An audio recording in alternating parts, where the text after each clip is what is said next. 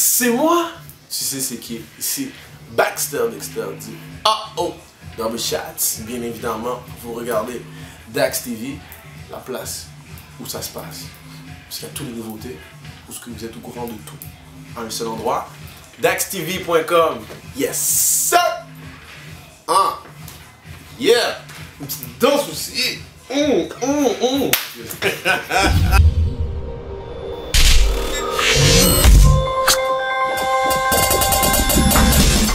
Salut! Salut, salut! Baxter Dexter, comment ça va aujourd'hui? Super bien, toi? Ça va bien, ça va bien. Donc, si on fait une rétrospective sur ta carrière dans le domaine de la musique, tu as eu ton premier contact avec l'industrie en 98 par l'entremise d'un ami. Ouais. Et c'est ça qui t'a donné le goût de percer dans le domaine. Donc, raconte-moi un petit peu ton parcours. Ben, tu sais, jeune garçon qui sait pas quoi faire de sa vie, qui sait pas quoi faire de ses journées. J'aimais beaucoup la musique, puis là j'ai commencé à écrire mes propres textes. Je fais des longues histoires, c'est que je vais essayer de te dire ça assez concis. Alors, on a fait nos premières chansons, on s'était dit qu'on allait devenir des superstars. On a loué des heures de studio, nanana. On a Ça, fait c'était en notre quelle année, première chanson. Ça, c'est en 98. OK.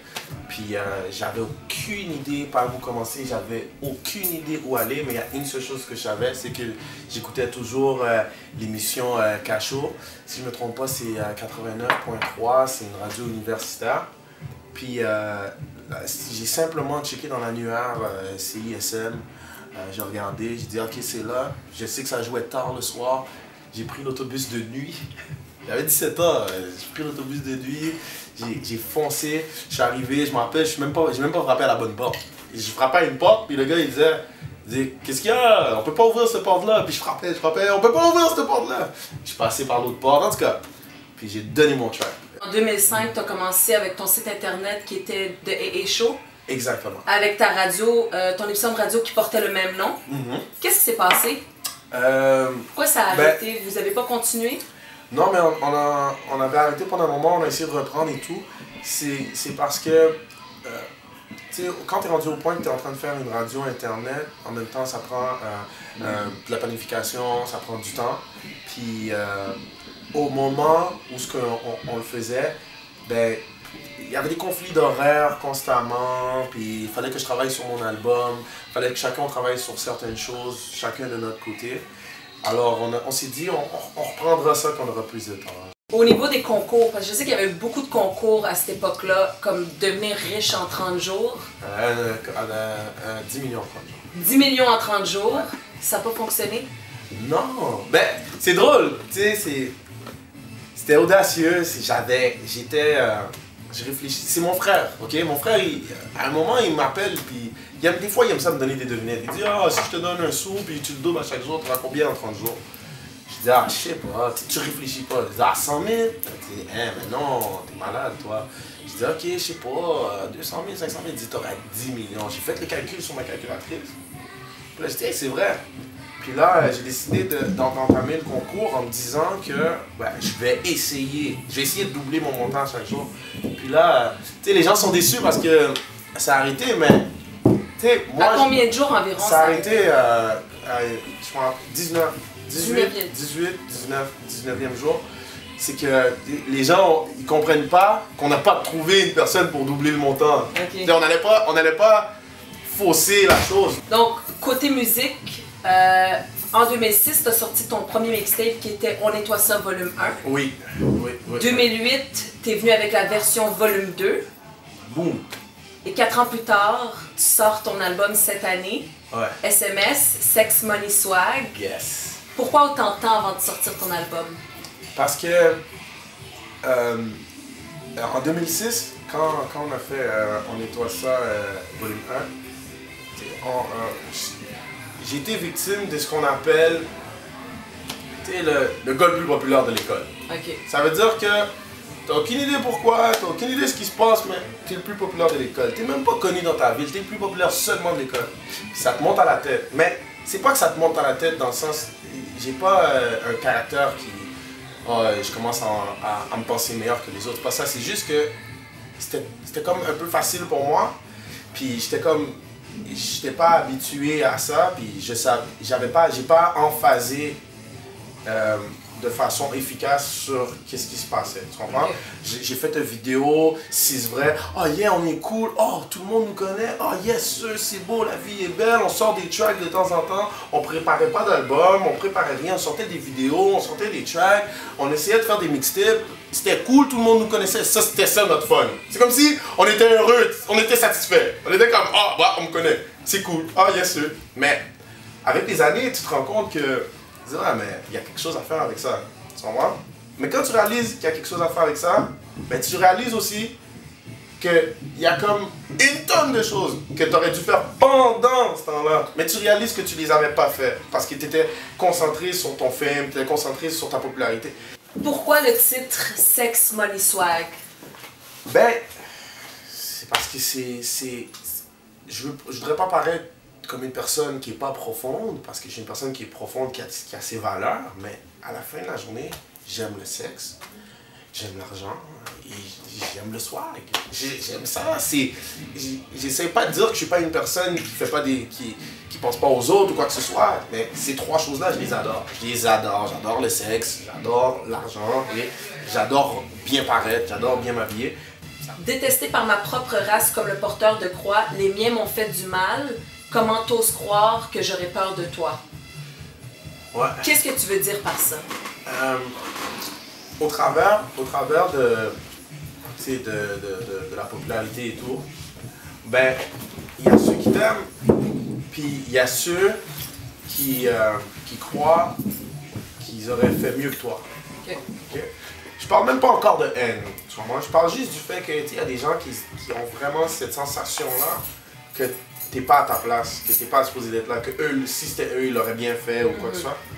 Et par la suite, ça se développe comme une genre d'amertume, tu comprends? Donc il y a des gens qui, par rapport à ces situations-là, ils veulent t'atteindre, Ok. tu comprends? Ils essaient de te faire du mal par différents moyens. Puis souvent, tu te rends compte que c'est même pas nécessairement des gens loin, c'est des gens proches. Est-ce que selon toi, tu crois que le racisme est présent à Montréal et comment tu le perçois? Tu sais, moi je crois que le racisme a évolué d'une autre façon. Mais je crois pas que c'est aussi présent par rapport nécessairement aux origines et à la couleur de ta peau. Mais ça commence beaucoup à devenir dirigé sur ta situation financière. Oh, ouais. Je trouve que c'est beaucoup plus axé sur ta classe sociale, ta situation financière. Puis, tu sais, je vais pas te mentir, je fais partie peut-être même des gens qui accentuent ça en parlant d'argent, en parlant de ci, en parlant de... Tu sais, mais bon, les gens ils font pas la différence entre ce que j'aime et ce que j'essaye d'apprendre aux autres. J'essaie pas de t'apprendre à boire dans un club ou quoi que ce soit, je te dis que j'aime ça, tu comprends? Quelle est la plus grosse peur de Baxter Dexter? La plus grosse peur! Wow!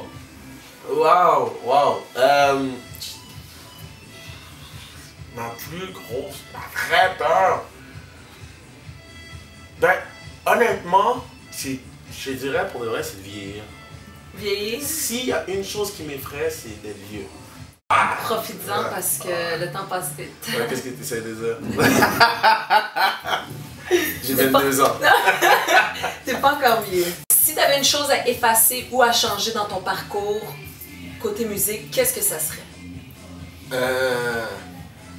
Ben moi, premièrement, je regrette rien parce que je trouve que tout est une occasion d'apprendre. Puis pour moi, demain est la première journée de la fin de ta vie. Donc pour moi, je suis pas vraiment un gars qui réfléchit du style il est trop tard ou quoi que ce soit. Je regrette pas grand chose, mais si j'aurais pu changer quelque chose, effectivement que j'aurais probablement mis mon orgueil de côté quand j'ai fait quand j'ai eu On nettoie ça et toutes ces histoires-là. J'aurais mis mon orgueil de côté et je crois que j'aurais été directement chercher l'appui des grosses maisons de disques. J'aurais vraiment été chercher l'attirail complet pour essayer de m'étendre le plus que possible. Donc là, je vais te donner des mots, puis je veux que tu me dises la première chose qui te vient en tête. Une gorgée pour ça. Einstein. Moi. Prétention. Pauline Marois. Éducation. Elle est plus, là. Ah, ça dérange pas, je pense à elle quand même. J'ai répondu, j'ai avoir l'air mongol, mais ça ne dérange pas, c'est la première chose à quoi je pense. Montréal. Rap. Ouais. Ouais. Montréal est une ville de rap, ça paraît pas, mais c'est une ville de rap. Ils sont cachés. C'est pas caché. Moi, je le vois constamment, tout le temps. Le rap, ils écoutent le rap d'ailleurs, ils écoutent le rap de partout, ils écoutent le rap d'ici, ils écoutent tout le temps du rap. J'entends tout le temps du rap quand je vais partout. C'est rendu dans les annonces, la nouvelle annonce de loterie. Ils sortent du magasin, c'est extravaganza. C'est l'annonce d'une loterie, tu comprends? Rap. Tu vois, ça se développe beaucoup, de plus en plus, rap. Ils ont toujours adoré ça. Watatata, c'était un rap au début. Ouais. Rap. Montréal, pour de vrai, rap. Sérieusement, félicitations aux Montréalais. S'il y a une chose qui est sûre, je pense qu'on est les plus grands fans de rap. C'est peut-être pas de New York, là, mais en tout cas, les deuxièmes après les States, là, rap. La police. Problème. C'est supposé d'être les solutions, mais... Ah, ça dépend pour qui. La célébrité. Mon rêve. Ton rêve. Ouais. La musique. Ma passion. Les voitures.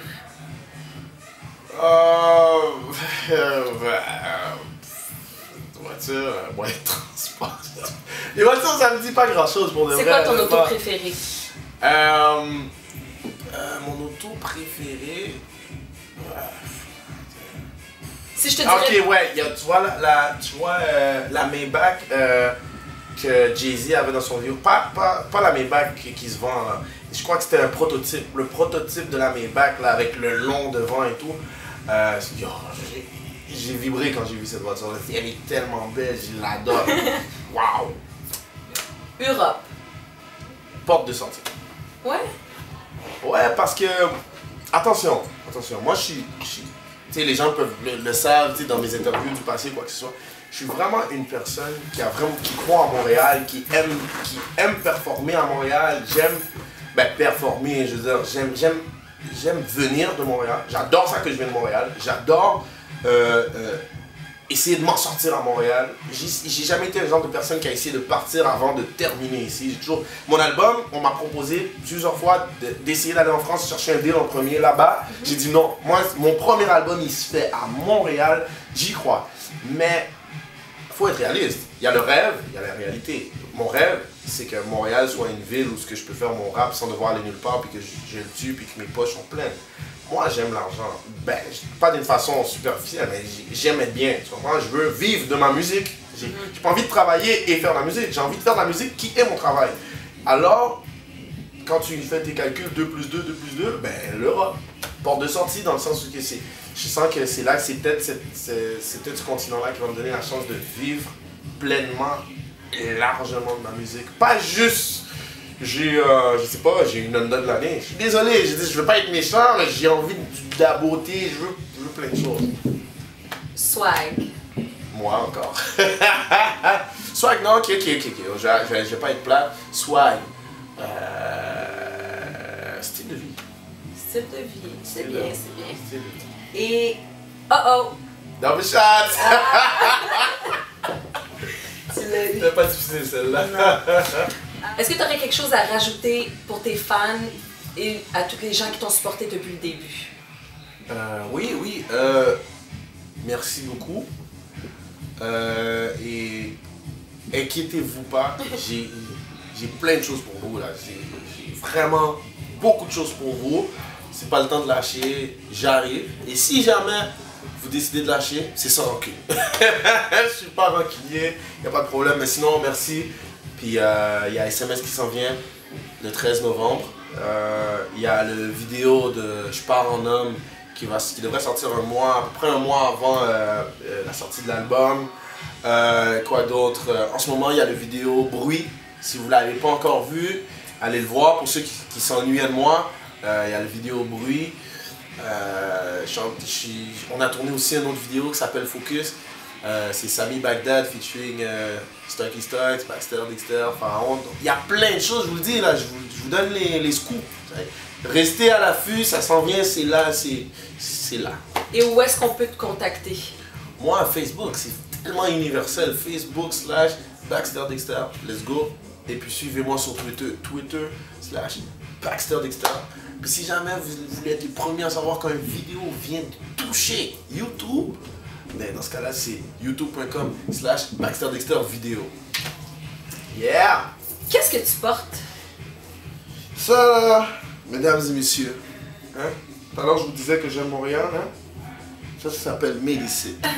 Medicit, c'est une marque de vêtements que deux de mes amis ont mis au point. Puis c'est fait ici, Medicit. Mais attention, attention, hein? Et ils vous diront, c'est pas le Medicit, c'est pas pour seulement à cause que le chandail est fait ici. C'est la personne qui le porte qui est Medicit.